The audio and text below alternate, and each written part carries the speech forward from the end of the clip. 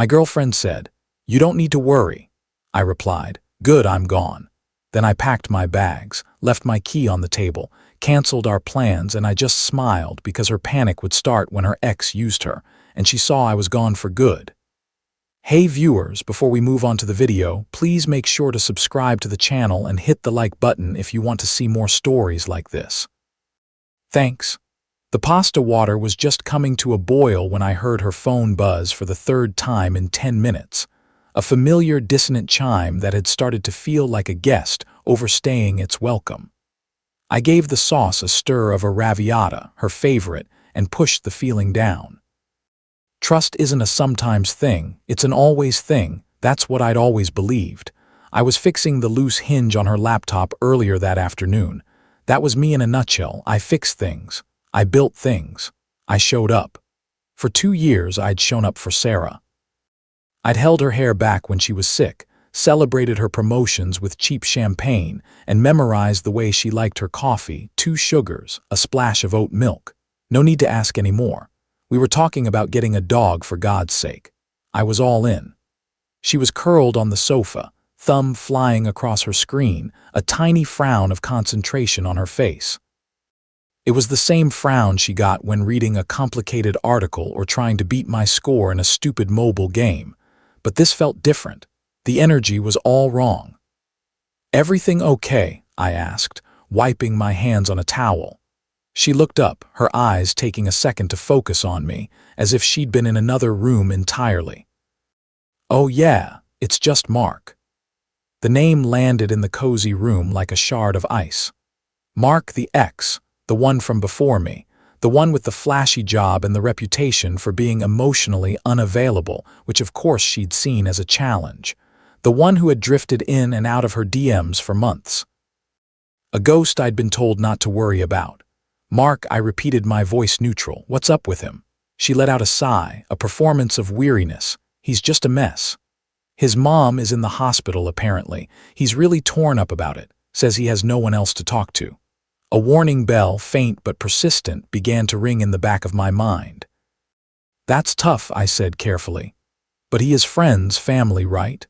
"You know Mark," she said with a wave of her hand as if that explained everything. "He builds walls. He's not good at asking for help. He just called. He asked if he could pick me up just for an hour to talk privately." The word hung in the air between us, privately. It wasn't just a word. It was a door, and she was deliberately closing it in my face. I felt my stomach tighten.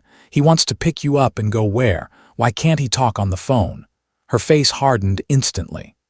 The concern for Mark melted away, replaced by impatience with me. "Oh, don't give me that look, Alex. It's not like that. You have nothing to worry about. His mom is sick. He's hurting." "I'm not giving a look," I said, keeping my voice even, though it felt like a cage was tightening around my ribs. "I'm asking a question. My girlfriend is being asked to get into a car alone with her ex-boyfriend for a private talk. I think that's a fair question. God, why are you being like this?" She stood up, her posture defensive. "It's just a conversation. I can't just abandon a person in need. It's who I am." "I thought you loved that about me." She was using her own empathy as a weapon, and it was a brutal one. "I do love that about you," I said, and I meant it. "But I also love us, and this feels like it crosses a line. I need you to be secure enough to trust me." She fired back, her voice sharp. She was putting on her jacket now, the decision already made. "If you can't do that, then maybe that's a you problem." A you problem, the ultimate modern dismissal. She wasn't just choosing to go. She was reframing my completely valid unease as a character flaw. In that moment, something inside me broke, not with a scream but with a quiet final snap. I looked at her, really looked at her, at the woman I'd imagined a future with. She was so convinced of her own righteousness, so utterly dismissive of my feelings. She wasn't choosing between me and Mark. She was choosing between my peace of mind and her own selfish desire to be someone's savior. And I knew with a clarity that was as cold as it was absolute that I was done. "Okay," I said, my voice strangely calm. "If that's what you need to do." She mistook my calm for surrender. She walked over and gave me a quick patronizing peck on the cheek. "I'll be back in an hour. Don't let the sauce burn." and then she was gone. The door clicked shut. The apartment was silent, save for the frantic bubbling of the boiling water. I stood there for a full minute, just breathing. The anger didn't come. The sadness didn't come. All that was left was that chilling, pristine clarity. She was right, I thought, turning off the burner. The sudden silence was deafening. I don't need to worry. Worrying is for something you might lose. I walked to the hall closet and pulled out my large duffel bag and the suitcase I used for work trips. I started in the bedroom. I took my clothes from the dresser from my side of the closet. I left the sweater she bought me for Christmas. I emptied my toiletries from the bathroom, a collection of shared space now neatly divided into mine and hers. I was a surgeon, removing a tumor with precise, unemotional incisions. I went to the living room and unplugged my laptop, my charger, my books. I took the framed photo of us from the trip to the mountains from my nightstand. I didn't look at it. I simply placed it in the kitchen trash can face down, burying it under the discarded packaging from the pasta. It took less than 30 minutes. I did a final walkthrough. My key to the apartment lay on the kitchen counter next to the pot of now cold Arabia. I shouldered my bags, opened the door, and stepped out into the hallway. I didn't look back. There was nothing for me there anymore. The man who worried about her, who loved her, who was fixing her laptop, he had left with her. The one who remained was someone new, and he was already free. The silence in my best friend Mike's spare room was a balm. It was clean, empty, and entirely my own. There was no lingering perfume of betrayal, no ghost of a conversation that shouldn't have happened. I sent Mike a simple text at Sarah's, "It's over. Can I crash with you for a bit?" His response was immediate, "Doors open. Fridge is full. Don't say another word." That was Mike. He understood that some ruptures are too deep for words. I was unpacking my duffel bag when my phone vibrated on the nightstand. Sarah. The screen glowed in the dim room. I felt nothing. Not a twinge of anger, not a flicker of sadness. It was like seeing a notification for an app I'd already deleted. I let it go to voicemail. A minute later, my screen lit up again. Then a text. "Sarah, 9:47 p.m. Where are you? All your stuff is gone." The punctuation was off. I could picture her standing in the middle of the apartment she had returned to, finally noticing the voids I had left behind. "Sarah, 9:49 p.m. What is this? Some kind of stupid protest? Are you trying to punish me?" There it was. The complete and utter failure to comprehend. In her mind, my leaving wasn't a consequence. It was a tactic, a dramatic ploy for attention. The phone rang again. This time I picked up. I said nothing. "Alex, hello, are you there?" Her voice was a mix of confusion and annoyance. "What the hell is going on?" "I come back and it looks like you've been robbed. This is so immature. Can we just talk about this like adults?" I took a slow breath, my voice flat, devoid of the heat and life she clearly expected. "We don't need to talk and you don't need to worry." I ended the call and powered off the phone. The next few days were a study in quiet reclamation. I took a personal day from work. I went for long runs until my lungs burned and my mind was blissfully empty. I bought new sheets, a new coffee maker. I was building a new ecosystem, and it was one she had no place in. When I turned my phone back on, it was to a digital tsunami of her unraveling. The first wave was manipulation. "Sarah, day 2, 1014 a.m. Mark and I just talked. It was nothing. I told him I had a boyfriend and that he needed to respect that. I miss you." I deleted it. The second wave was the partial self-serving truth. "Sarah, day 2, 632 p.m. Okay, I get it. You were right to be upset." He was flirty, but I shut it down. "I chose you. I came home to you. She had chosen me." She had chosen to come home to an empty apartment. The irony was so thick you could taste it. I didn't reply. Then came the voicemails. The first one, her voice thick with tears. "Alex, it's me. Please pick up. He's not who I thought he was. He just wanted, it doesn't matter. I made a huge mistake.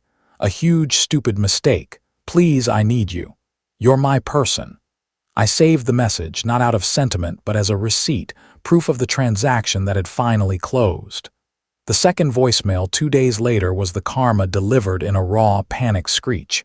He ghosted me. Can you believe that? After everything I did for him, after I poured my heart out to him because his mother was so sick, which was probably a lie. He just used me for an ego boost and disappeared.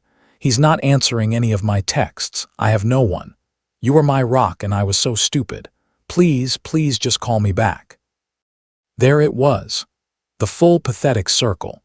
She had discarded a rock for a ghost, and now she was falling through the empty space between them. I felt a distant academic pity. The kind you might feel for a character in a bad movie. It had nothing to do with me. Even her friends, her flying monkeys, were deployed. Unknown number, probably Qley. Day 5. 8:02 p.m. Hey Alex, it's Qley. Look, Sarah's a mess. You win. Okay, you proved your point. Just call her back and stop being a dick. This is cruel. I blocked the number. Cruel would have been staying. Cruel would have been pretending I could ever look at her the same way. My silence wasn't cruelty. It was sanitation. Weeks bled into a month. The texts became less frequent, then stopped. The new life I was building had structure, routine, peace. I started going to the gym with Mike. I reconnected with friends I'd suddenly neglected. The world was wider than the 4 walls of that apartment I'd shared with Sarah. It was a Saturday morning, 3 months to the day after I'd walked out. I was at a coffee shop downtown, a new place I claimed as my own. I was focused on my laptop, planning a solo camping trip when a shadow fell over my table. I looked up.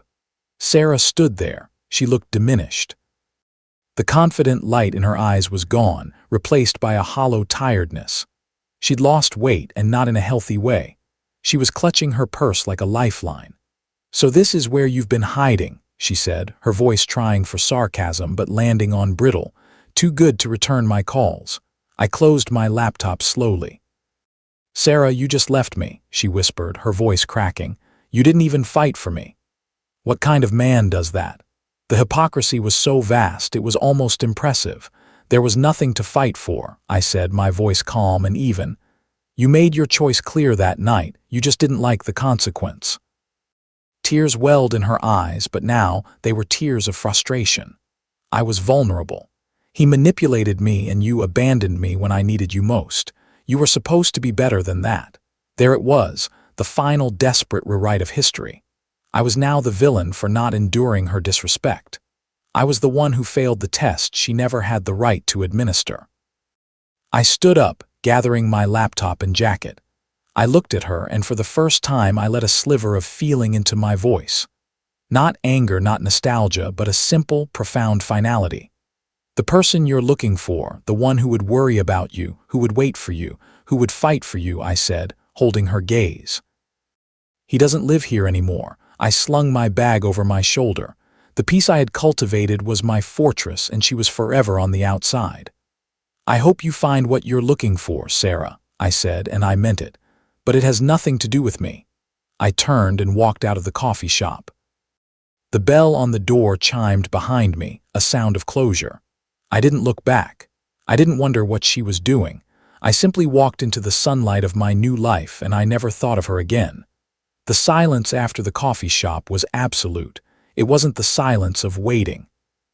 It was the silence of a story that had reached its final period. Sarah's number was blocked. Any messages from her friends went unread and deleted. The chapter was closed. The book shelved in the vacuum she left. I built. I poured the energy I'd once reserved for worrying about us into my own foundation. The promotion I'd been hesitant to go for because it required more travel. I applied for it and got it. The guitar gathering dust in the corner of Mike's spare room. I started taking lessons. I wasn't running from anything. I was finally freely moving towards something myself. Mike the eternal skeptic watched it all over a beer one night. Not that I'm not thrilled to have you, but when are you going to get your own place? You can afford it now. I took a sip. I'm looking. A place with a view, maybe a balcony. He nodded, a slow grin spreading across his face. Good, it suits you. The calm was the word for it. It wasn't happiness, not in a frantic, temporary way. It was a deep structural peace. The peace of not having your emotional state tied to someone else's whims. The peace of knowing your own boundaries are non-negotiable.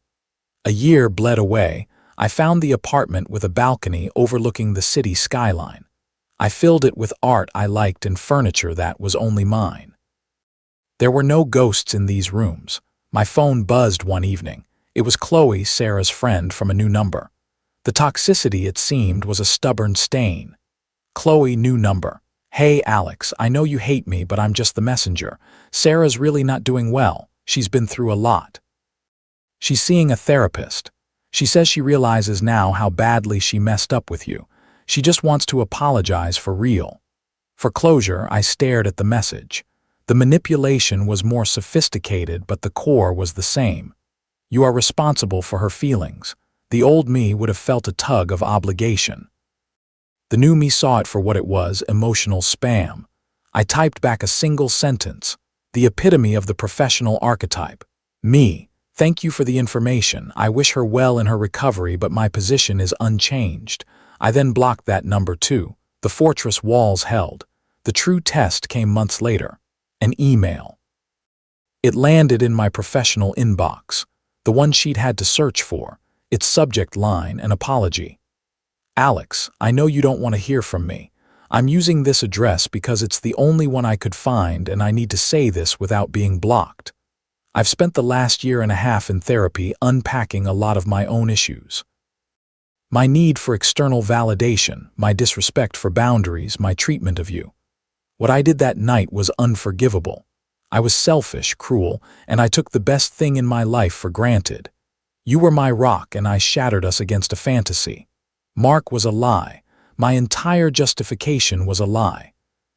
I see that now with painful clarity. I'm not writing this to ask for you back. I know that ship has sailed. I am writing to offer a real no excuses apology. I was the problem. It was never a you problem. I am so deeply, truly sorry for the pain I caused you. I hope you are happy. You deserve it, Sarah. It was a good apology. A perfect one even. It hit every note a therapist would recommend. For a moment, I held the ghost of the woman I'd loved in my mind. Then I let it go. I did not reply. Any response, even a thank you I accept, would have been a thread, a connection. It would have given her the closure she sought, which was just another form of validation from me. My silence was the only authentic answer. It was the sound of her true and total irrelevance. I had become the vanisher.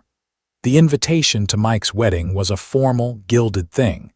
His fiancée, Lena, was a force of nature, and their wedding was the social event of the season for our friend group. I was a groomsman. I knew she would be there. Sarah was still loosely connected to Lena through an old college friendship. The thought caused me no anxiety, no racing heart. It was a logistical fact, like the chance of rain. The day was pristine. As I stood at the altar next to Mike, I scanned the guests. I saw her halfway back on the bride's side. She was wearing a bright red dress, a color that screamed for attention in a sea of pastels. She was staring straight at me. I held her gaze for a neutral second, then turned my attention back to my beaming friend, a small, genuine smile on my face. The reception was in a beautiful open-air pavilion. I did my duties, the speech, the toasts, the dancing with the bridesmaids. I was present, happy for my friend, comfortable in my skin. I felt a tap on my shoulder as I was getting a drink at the bar. I turned. It was Sarah up close. The year and a half had not been kind. The hollowess was still there, masked by a layer of makeup. The red dress was too tight. Alex, she said, her voice a little too loud. You look good. Thank you, Sarah, I said, my tone the same I'd use with a colleague. Polite, distant. It's a beautiful wedding. Can we talk for just a minute, please? The desperation was poorly concealed beneath a veneer of social grace. Now's not really the time or place, I said, turning slightly back toward the bar. Please, I emailed you. Did you get it? She pressed, stepping closer. I need to know you heard me. I need to know you're okay. This was it. The final play, the public bid for redemption. I finally turned to fully face her, my posture relaxed. I got it, I said, my voice calm and clear. She blinked, waiting for more, and in nothing. I shrugged, a small, non-hostile smile on my lips. It was an email. I read it. I hope your therapy continues to be helpful." The platitude delivered with sincere detachment was a weapon she had no defense against. Her face fell, the mask cracking. "That's it. I hope your therapy is helpful. After everything, I bared my soul to you." Just then, a warm hand slipped into mine. I turned. It was Clara, a woman I'd been seeing for a few months. She was a landscape architect with kind eyes and a quiet, steady confidence. She'd been talking with Lena's parents. "Everything all right, Alex?" she asked, her voice melodic. She glanced at Sarah with polite curiosity, no recognition in her eyes. "Everything's perfect," I said, squeezing her hand. "Clara, this is Sarah, an old friend of Lena's." "Sarah, this is my girlfriend, Clara." The word girlfriend landed on Sarah like a physical blow. She looked from Clara's serene face to our intertwined hands, and the last shred of her hope disintegrated. She saw it all. The peace in my eyes, the ease of our touch, the life I had built completely without her. "It was nice to meet you," Clara said with a genuine, unforced smile. Sarah couldn't even speak. She just gave a jerky nod, her eyes wide with a final devastating understanding, and stumbled back, disappearing into the crowd. Clara looked up at me. "An old friend." "The one who didn't need to worry," I said softly. Clara, who knew the broad strokes, simply nodded. "Oh." She leaned her head against my shoulder for a moment, ready to dance. As I led her to the dance floor under the twinkling lights, I took one last fleeting look at the spot where Sarah had been. There was nothing. No anger, no pity, no satisfaction, just the quiet hum of a present moment, full of light and music and a future I was genuinely excited to live. She was a footnote, and I had finally stopped reading the book. Thanks for watching. Make sure to subscribe to the channel and hit the like button. What do you think about this story? Share it in the comments.